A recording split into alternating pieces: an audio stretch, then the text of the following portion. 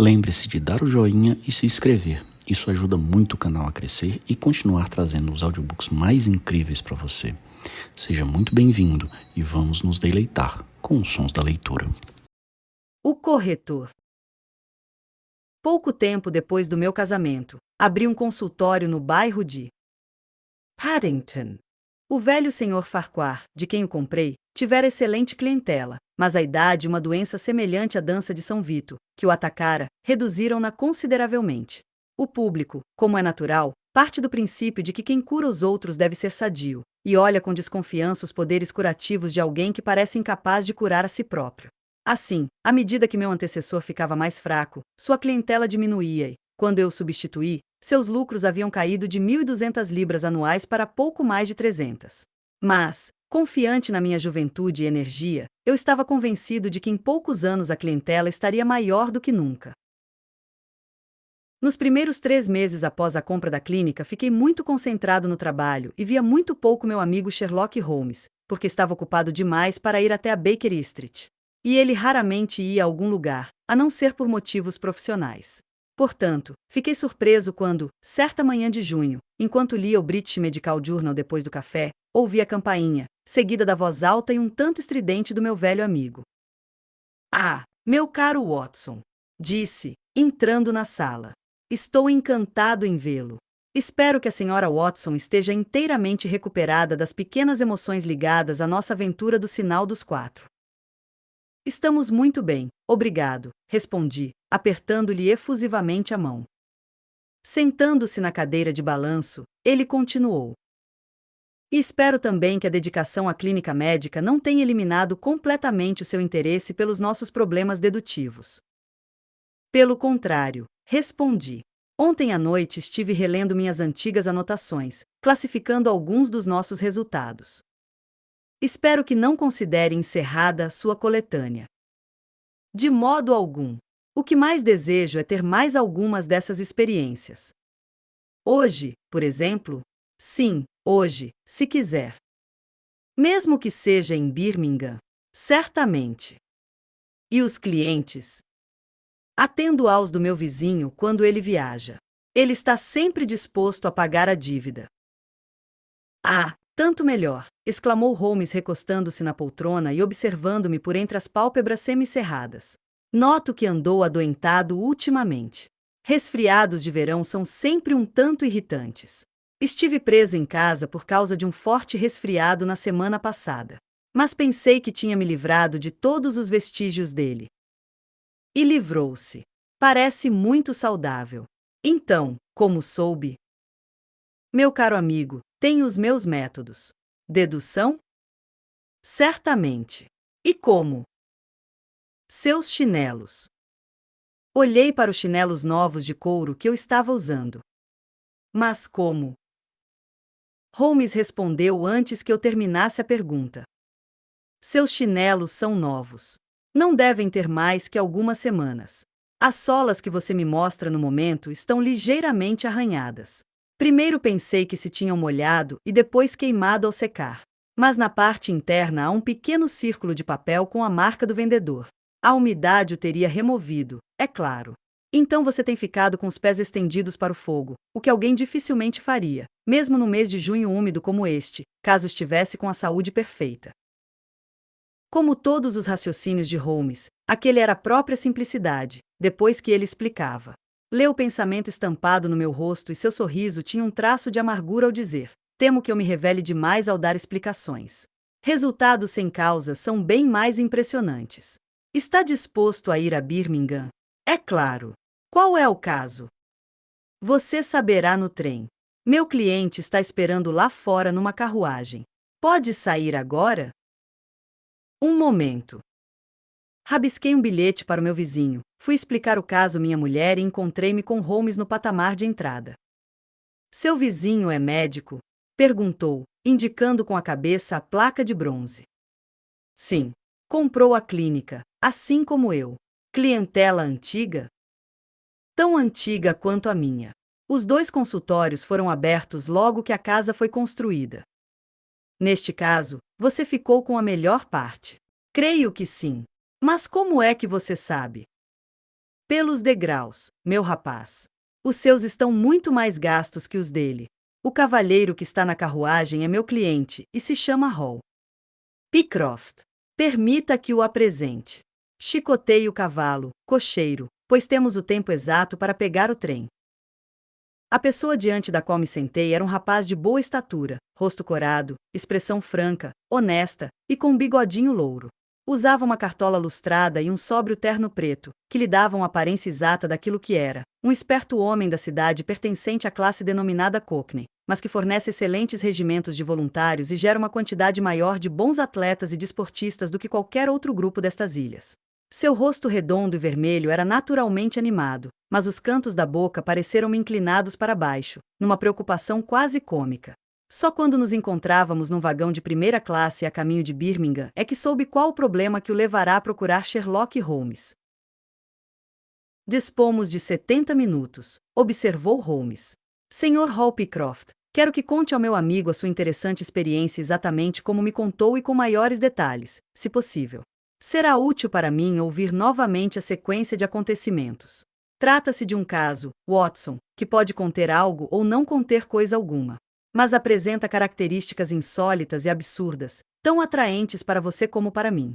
Agora, Sr. Pycroft, não voltarei a interrompê-lo. Nosso jovem companheiro virou-se para mim com um brilho malicioso nos olhos. O pior da história é mostrar que sou um perfeito idiota. Talvez tudo dê certo, é claro, e não vejo como poderia ter agido de outro modo, mas se perdi meu emprego e não obtiver nada em troca, sentirei que fui crédulo demais. Não sou um bom contador de histórias, Dr. Watson, mas foi isto que aconteceu. Eu trabalhava na Coshon e Vodouze, de Draper Gardens, mas eles foram atingidos no início da primavera pelo escândalo do empréstimo venezuelano, como deve se lembrar, e sofreram um duro golpe. Como trabalhei com eles durante 5 anos, o velho Coshon deu-me uma excelente carta de recomendação quando houve a quebra. Mas é claro que todos nós, os corretores, fomos para a rua. Éramos 27. Tentei arranjar um emprego aqui e ali, mas havia muita gente no mesmo barco e passei por apertos durante algum tempo. Ganhava 3 libras semanais na Coshon e tinha economizado umas 70, mas gastei tudo rapidamente. Eu já estava sem saber o que fazer, mal conseguia dinheiro para comprar envelopes e pagar os selos para responder aos anúncios. Gastei as solas dos sapatos subindo escadas e parecia continuar tão longe de arranjar um emprego como no início. Finalmente descobri uma vaga em Mawson e Williams, a grande firma de corretagem da Lombard Street. Creio que corretagem não está entre os seus interesses, mas posso afirmar que se trata de uma das firmas mais prósperas de Londres. O anúncio devia ser respondido somente por carta. Enviei meu currículo e cartas de recomendação, mas sem qualquer esperança de conseguir o lugar. A resposta veio prontamente, dizendo que eu deveria me apresentar na segunda-feira seguinte e assumir logo, contanto que minha aparência fosse satisfatória. Ninguém sabe como funcionam essas coisas. Há quem diga que o gerente se limita a enfiar a mão na pilha de cartas e abrir a primeira que pegar. Seja como for, tive sorte e nunca me senti tão satisfeito na vida. O salário era 1 libra semanal acima do que eu ganhava e minhas obrigações eram mais ou menos as mesmas que tinha na Coshon. Chegamos agora à parte estranha do caso. Eu morava em Hampstead. Potters Terrace, 17, era o endereço. Bem, eu estava sentado, fumando, na noite em que me prometeram um emprego, quando minha senhoria subiu, trazendo um cartão que dizia Arthur Piner, financista. Eu nunca ouvira este nome antes e não podia imaginar o que o sujeito queria, mas é claro que o convidei a subir. Era um homem de estatura mediana, cabelos, barba e olhos pretos, nariz um tanto recurvo. Caminhava com passos decididos e falava de modo incisivo, como alguém que conhecesse o valor do tempo. Sr. Hall Pycroft? Sim, senhor, respondi, convidando-o a sentar-se. Trabalhou ultimamente em Coshon e Vodouze? Sim, senhor. E pertence agora à equipe da Mawson? Exatamente. Bem, o fato é que ouvi histórias extraordinárias a respeito do seu talento financeiro. Lembra-se de Parker, que foi gerente da Coshon? Ele fala nisso com frequência. Claro que fiquei satisfeito ao ouvir isto. Sempre fui bastante ativo no escritório, mas nunca imaginei que se comentasse na cidade a meu respeito em termos elogiosos. Tem boa memória. Razoável, respondi modestamente. Ficou em contato com o mercado enquanto esteve desempregado? Claro. Lia diariamente as cotações da Bolsa de Valores. Isso mostra verdadeira dedicação. É assim que se próspera. Importa-se que eu faça um teste? Vejamos, como estão as Ayrshires. Entre 106 e 105 e 1/4. E a New Zealand Consolidated? 104. E a British Broken Hills? Entre 7 e 7,6. Maravilhoso! Exclamou, com um gesto exuberante. Isto comprova tudo o que me disseram. Rapaz, você é bom demais para ser um simples corretor da Mawson. Isso me surpreendeu, como vocês podem imaginar. Eu disse, tem gente que não pensa exatamente como o senhor. Foi com muita dificuldade que consegui o emprego e estou muito satisfeito com ele. Ora, rapaz, voe mais alto. Não está no seu verdadeiro elemento. Vou dizer o que penso a respeito. O que tenho a oferecer é pouco diante da sua capacidade, mas, comparado ao que lhe oferece a Mawson, é como a noite para o dia. Vejamos. Quando começará a trabalhar lá? Na segunda-feira. Vou arriscar uma pequena aposta. Você não irá para lá. Não vou trabalhar na Mawson? Não, senhor. Nesse dia será o gerente financeiro da companhia Franco-Midland Hardware Limitada, com 134 filiais em cidades e aldeias da França, sem contar uma em Bruxelas e outra em San Remo. Aquilo me tirou o fôlego. Nunca ouvi falar nessa companhia, respondi. É bem provável. O negócio funciona discretamente porque o capital é inteiramente privado e a coisa é atraente demais para ser aberta ao público. Meu irmão, Harry Pinner, é o responsável e tem o cargo de diretor-gerente. Ele sabia que eu tinha conhecimento do meio aqui na cidade e pediu-me que escolhesse um bom elemento, um rapaz decidido, cheio de vigor. Parker falou-me a seu respeito, e é por isso que estou aqui. Só podemos oferecer-lhe uns míseros 500 para começar. 500 por ano, exclamei. Só para começar, mas ganhará uma comissão de 1% sobre o total dos negócios realizados pelos nossos agentes e garanto-lhe que o montante será superior ao seu salário. Mas eu não sei nada sobre o comércio de ferragens. Ora, rapaz, você entende de finanças. Eu estava tonto, mal conseguia ficar sentado na cadeira. Mas, de repente, ocorreu-me uma dúvida. Serei franco, eu disse. A Mawson ofereceu-me apenas 200, mas representa segurança. Além disso, sei tão pouco a respeito de sua companhia que... Ah, Rapaz esperto, ele exclamou, encantado. É exatamente a pessoa que procuramos. Não se deixa convencer logo de saída e tem toda a razão. Aqui está uma nota de 100 libras. Se achar que podemos trabalhar juntos, guarde-a no bolso como adiantamento de salário. É uma bela quantia. Quando devo assumir o cargo? Esteja em Birmingham amanhã às 13 horas. Tenho aqui no bolso um bilhete que deverá entregar ao meu irmão. Você o encontrará na Corporation Street, 126B, onde estão localizados os escritórios provisórios da firma. É claro que ele precisa confirmar o seu contrato. Mas, cá entre nós, tudo correrá bem. Não sei como agradecer, Sr. Pinner. Nem pense nisso, meu rapaz. Você merece. Há 2 pequenos detalhes, simples formalidades, que preciso acertar com você. Tem papel por aí? Escreva, por favor. Estou inteiramente disposto a trabalhar como gerente financeiro da companhia Franco-Midland Hardware Limitada, pelo salário de 500 libras. Fiz o que ele pediu e o Sr. Pinner guardou o papel no bolso. Mais um detalhe. O que pretende fazer a respeito do emprego na Mawson? Estava tão contente que já tinha esquecido da Mawson. Vou escrever dizendo que desisto. É exatamente o que não quero que faça. Tive uma discussão a seu respeito com o gerente da Mawson.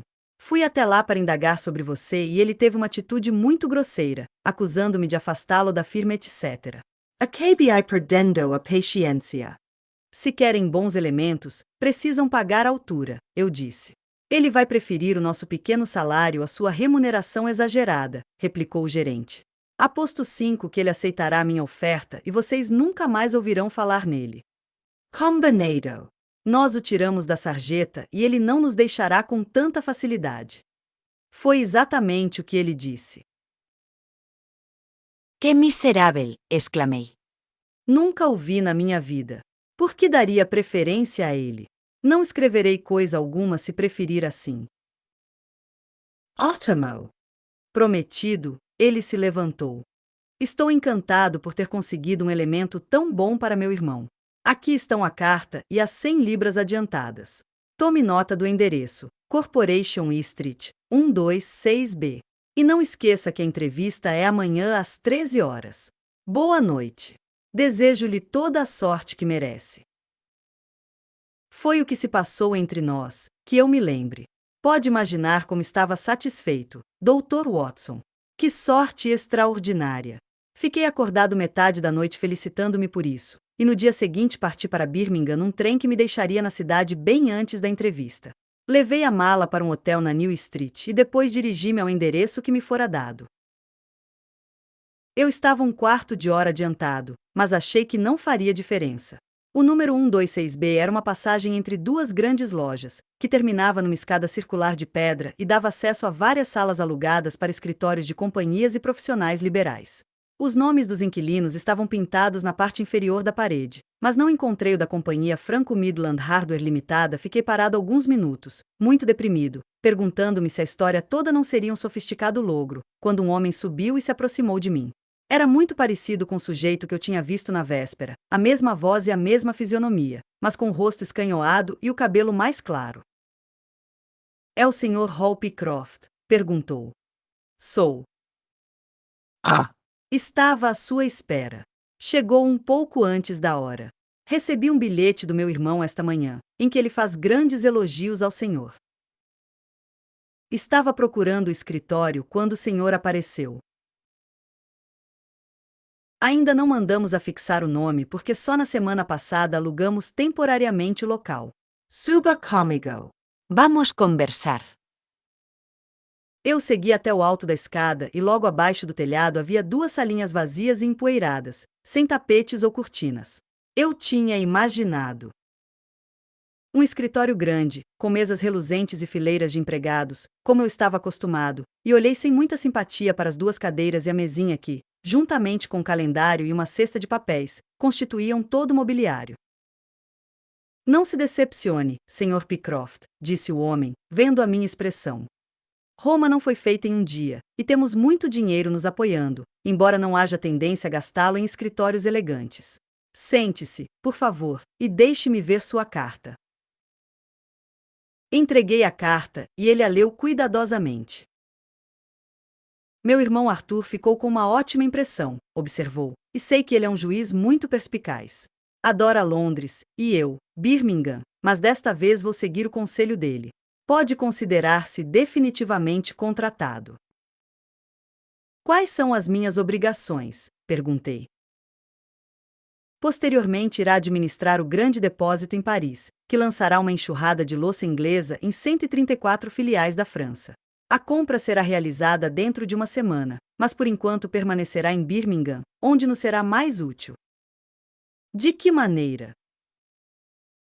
Como resposta, ele tirou da gaveta um grande livro vermelho. Isto é um catálogo de Paris, que relaciona profissão e nomes de pessoas. Quero que o leve para casa e marque todos os vendedores de ferragens e os respectivos endereços. Será muito útil para mim. Mas não há listas classificadas, sugere. Não são confiáveis. O sistema deles é diferente do nosso. Trabalhe com afinco e entregue-me a relação na segunda-feira ao meio-dia. Até logo, Sr. Pycroft. Se continuar a demonstrar zelo e inteligência, a companhia será um excelente patrão. Voltei para o hotel com o grande catálogo debaixo do braço e no peito emoções conflitantes. Por um lado, eu estava definitivamente contratado e tinha 100 libras no bolso. Por outro, a aparência do escritório, a ausência de nome na parede e outros detalhes que impressionam um homem de negócios haviam deixado uma impressão desagradável em relação aos meus futuros patrões. Entretanto, como eu havia recebido dinheiro, atirei-me à tarefa. Passei o domingo trabalhando duro, mas, apesar disso, na segunda-feira eu ainda estava na letra H. Fui procurar meu patrão e encontrei-o na mesma sala despojada, onde recebi ordens de continuar a tarefa até quarta-feira. Na quarta ainda não havia terminado, de modo que prossegui até a sexta, isto é, ontem. E então levei a lista ao Sr. Harry Pinner. Muito obrigado. Compreendo a dificuldade da tarefa. Esta relação será de grande ajuda material. Exigiu algum tempo, observei. E agora quero que faça uma lista das lojas de móveis, porque todas também vendem louças. Está bem. Apareça amanhã às 19 horas para me informar do andamento do trabalho. Não se mate de trabalhar. Algumas horas no Dice Music Hall à noite não o prejudicariam. Ele riu ao falar e percebi com um arrepio que um dos seus dentes incisivos havia sido muito mal obturado com ouro. Sherlock Holmes esfregou as mãos, encantado, e eu olhei com espanto para o nosso cliente. Não admira que se surpreenda, Dr. Watson, mas foi assim. Quando conversei com outro sujeito em Londres e ele riu porque eu não iria trabalhar na Malson, notei nele um dente obturado com ouro de maneira idêntica. Foi o brilho do ouro que chamou minha atenção nas duas vezes, compreende? Juntando isso ao fato de a fisionomia e a voz serem as mesmas e as únicas coisas diferentes podiam ser conseguidas facilmente com uma navalha ou uma peruca, não pude duvidar de que se tratava do mesmo homem. Espera-se que irmãos sejam parecidos, é claro, mas não a ponto de terem um dente obturado da mesma maneira. Despedi-me dele e me vi na rua completamente aturdido, sem saber o que fazer. Voltei ao hotel, mergulhei a cabeça numa bacia de água fria e tentei raciocinar. Por que ele me enviará de Londres a Birmingham? Por que chegará ali antes de mim? Por que havia escrito uma carta para si mesmo? Era demais para mim. Não consegui compreender coisa alguma. De repente, lembrei-me, o que para mim era obscuro seria claro para o Sr. Sherlock Holmes. Só tive tempo de tomar o trem noturno, conversar com ele esta manhã e trazê-los comigo a Birmingham. Houve um silêncio depois que o corretor acabou de contar sua experiência surpreendente. E então, piscando para mim, Sherlock Holmes recostou-se na poltrona com ar satisfeito, mas expressão crítica, lembrando um connoisseur que acabasse de tomar o primeiro gole de um vinho raro. Excelente, não acha, Watson? Há detalhes que me agradam. Creio que uma entrevista com o Sr. Arthur Pinner, no escritório provisório da companhia Franco Midland Hardware Limitada, seria uma experiência interessante para nós dois, você não concorda? Mas como? Perguntiai. Muito fácil, disse Hall Pycroft alegremente. Os dois são amigos meus à procura de emprego. Nada mais natural que levá-los ao diretor administrativo. Exatamente. É claro, disse Holmes. Gostaria de dar uma olhada no cavalheiro e ver se descubro qual é o jogo dele. Que talentos tem você, meu amigo, que tornam tão valiosos os seus serviços? Ou será possível que... Começou a roer as unhas com olhos fixos na janela, e não lhe arrancamos uma só palavra até chegarmos a New Street.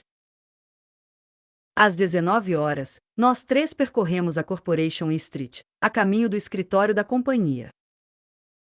É inútil chegar antes da hora, disse o nosso cliente. Aparentemente ele só vai até lá para falar comigo porque o local fica deserto. Até a hora marcada. Sugestivo, observo Holmes. Foi o que eu disse, exclamou o rapaz. Lá vai ele caminhando à nossa frente. E apontou para um homem baixo, bem vestido, que andava apressado do outro lado da rua. Observamos que ele estava olhando para um garoto que anunciava a última edição de um vespertino e, correndo entre carruagens e ônibus, comprou um exemplar. Então, segurando o jornal com firmeza, desapareceu por numa porta. Lá vai ele! Exclamou Hall Pycroft. É naquele prédio que fica o escritório da companhia. Venom Comigo. Vou esclarecer o caso com a maior facilidade. Seguindo, subimos 5 andares e nos encontramos diante de uma porta entreaberta, na qual o nosso cliente bateu. Uma voz convidou a entrar e penetramos numa sala despojada, sem mobília, exatamente como Hall Pycroft havia descrito. À única mesa estava sentado o homem que tínhamos visto na rua, com o jornal aberto à sua frente. Quando ergueu o rosto, tive a impressão de que nunca vira fisionomia tão marcada pela dor. E algo além da dor, um horror que poucos homens sentem durante a vida. Tinha a testa coberta de suor, as faces pálidas como a barriga de um peixe, olhos desvairados, fitando sem ver. Olhou para o rapaz como se não o reconhecesse e vi, pela surpresa estampada no rosto do nosso cliente, que aquela não era, absolutamente, a aparência habitual do seu chefe. Parece doente, Sr. Pinner, exclamou. De fato, não estou me sentindo bem, ele respondeu, fazendo um esforço evidente para se controlar e umedecendo os lábios secos enquanto falava. Quem são estes senhores que o acompanham? Este é o Sr. Harris, de Bermondsey, e este é o Sr. Price, desta cidade, mentiu o rapaz com naturalidade. São amigos meus, profissionais experientes, mas que estão desempregados há algum tempo e esperam que talvez consiga uma vaga para eles na companhia. É bem possível. É bem possível, exclamou o Sr. Pinner com um sorriso sinistro. Sim, certamente faremos alguma coisa pelos dois. Em que ramo trabalha, Sr. Harris? Sou contador, respondeu Holmes. Sim, precisaremos de alguém nessa área. E o Sr. Price? Sou escrivão, respondi. Espero que a companhia possa empregá-los. Eu me comunicarei com os dois assim que chegarmos a uma conclusão. E agora peço que se retirem. Pelo amor de Deus, deixem-me sozinho. As últimas palavras irromperam como se o controle que evidentemente tentava manter tivesse explodido de repente. Holmes e eu nos entreolhamos e Hall Pycroft deu um passo em direção à mesa. Esquece, Sr. Pinner, que estou aqui a seu pedido, para receber instruções suas. Certamente, Sr. Pycroft, certamente, respondeu o homem, em tom sereno. Espere aqui um momento e não há motivo para que seus amigos não esperem também. Estarei inteiramente às suas ordens dentro de 3 minutos, se posso abusar tanto de sua paciência. Levantou-se com ar muito cortês e, fazendo uma ligeira inclinação, desapareceu por uma porta nos fundos da sala e fechou-a.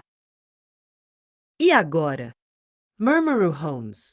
Será que vai escapar? Impossível, respondeu Pycroft. ¿Por qué? Aquela porta dá para um quarto interno. Não há uma saída? Nenhuma. O quarto é mobiliado? Ontem estava vazio. Então, o que ele estará fazendo? Há algo que não compreendo neste Caso. Se existe alguém louco de terror, esse homem é Pinner. ¿Por qué está apavorado? Suspeita que somos detectives, sugerí. É isso, concordou Pycroft. Holmes meneou a cabeça. Ele não empalideceu. Já estava pálido quando entramos na sala. É possível que... Foi interrompido por ásperas batidas vindas do quarto ao lado. Por que diabo estará batendo na própria porta? Exclamou o rapaz. As batidas repetiram-se, muito mais fortes. Ficamos olhando para a porta e esperamos. Ao olhar para Holmes, percebi que seu rosto se tornava rígido e ele se inclinava para frente, profundamente interessado. De repente ouvimos um gorgolejo surdo e uma batida de madeira sobre madeira. Holmes atravessou a sala de um salto e empurrou a porta. Estava fechada por dentro. Seguindo-lhe o exemplo, atiramo-nos contra ela com todo o nosso peso. Uma das dobradiças cedeu, depois a outra, e a porta caiu com estrondo. Passando sobre ela, entramos no quarto. Estava vazio. Mas só nos detivemos por um instante. No canto mais próximo da sala de onde saíramos, Havia uma segunda porta. Holmes correu para ela e escancarou-a. Um casaco e um colete estavam no chão e de um gancho atrás da porta, o pescoço enrolado em seu próprio suspensório, pendia o diretor administrativo da companhia Franco Midland Hardware Limitada. Tinha os joelhos encolhidos e a cabeça caída num ângulo horrível em relação ao corpo.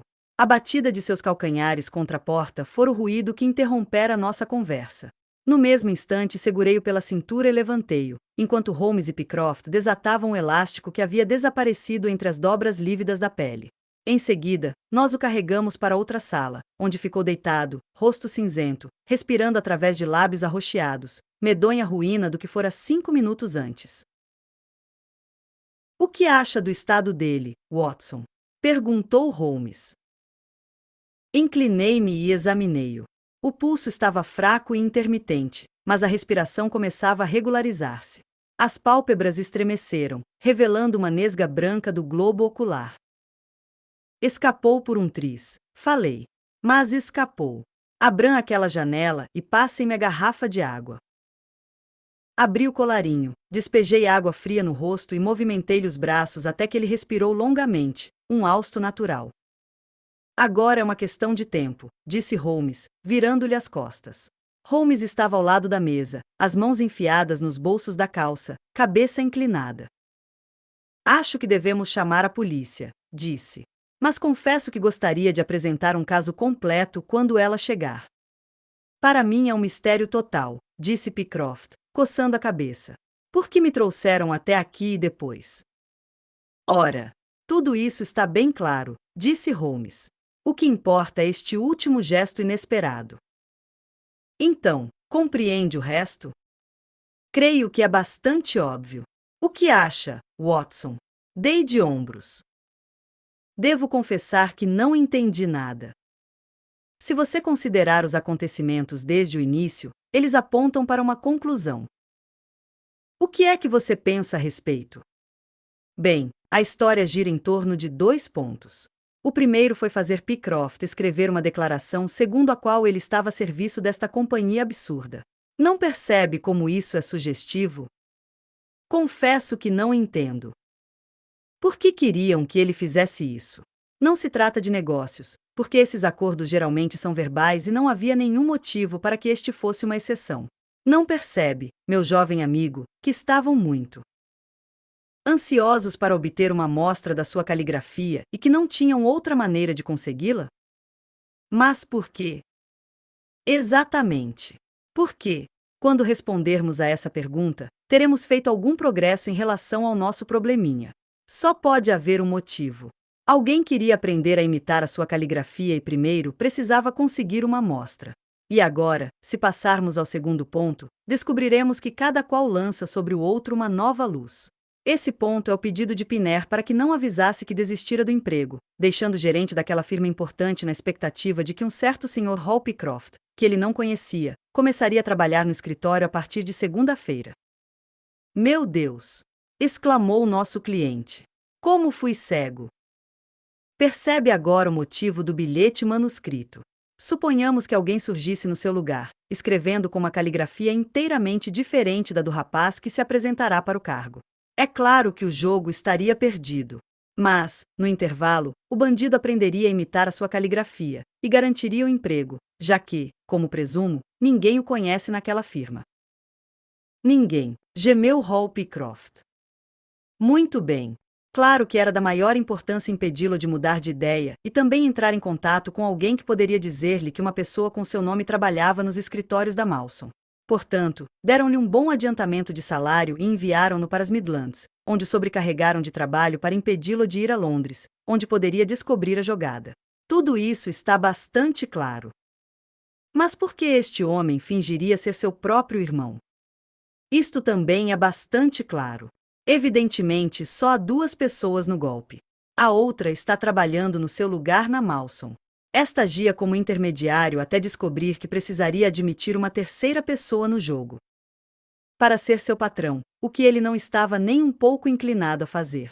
Modificou a aparência o máximo possível e esperou que a semelhança que você não poderia deixar de notar seria atribuída a traços de família. Não fosse o feliz acaso da obturação de ouro, suas suspeitas nunca se concretizariam. Hall Pycroft agitou no ar os punhos fechados. Meu Deus! Enquanto fui enganado, o que estará o outro Hall Pycroft fazendo na Malson? Que providência devemos tomar, Sr. Holmes? Diga-me o que fazer. Precisamos telegrafar para Malson.